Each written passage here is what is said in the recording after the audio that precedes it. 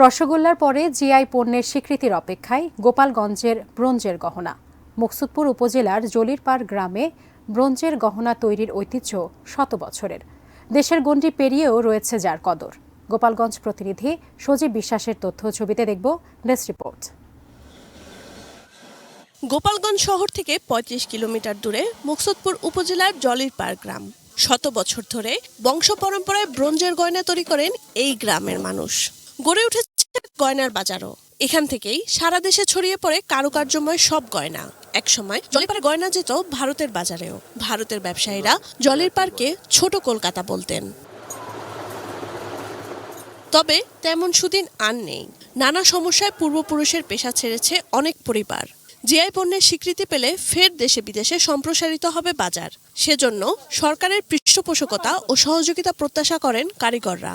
ঐতিহ্যবাহী শিল্পকে রক্ষার আপ্রাণ চেষ্টা তাদের। অনুমানে 100 বছর আগের ব্যবসা, আমার বাপ দাদারা করে আইছে, আমরাও করতেছি। গয়না যদি স্বীকৃতি পায় তাহলে আমাদের জন্য ভালো হবে, যাতে আমরা ভবিষ্যতে বেঁচে থাকতে পারবো। সরকার যদি একটু আমাদের দিক চাইতো তাহলে হয়তো আবার আমরা ঘুরে দাঁড়াতে পারতাম। গোপালগঞ্জের ব্রোঞ্জের গয়নার জিআই স্বীকৃতি পেতে আনুষ্ঠানিক আবেদন করে রেখেছে জেলা প্রশাসন। শিল্পটিকে টিকিয়ে রাখতে কুটির শিল্প নগরী গড়ে তোলা এবং কাঁচামালের সহজলভ্যতা নিশ্চিত সহ দরকারি সহযোগিতা করা হবে কারিগরদের। তো জিআই পণ্য হিসাবে স্বীকৃতি পেতে যাচ্ছে বা আমরা আশা করব যে পাবে। শুধু আমাদের দেশে না, দেশের বাইরেও এটার চাহিদাটা তৈরি হবে। অটোমেটিকলি যখন চাহিদা তৈরি হবে তখন স্বাভাবিকভাবে একটা কর্মসংস্থান তৈরি হবে।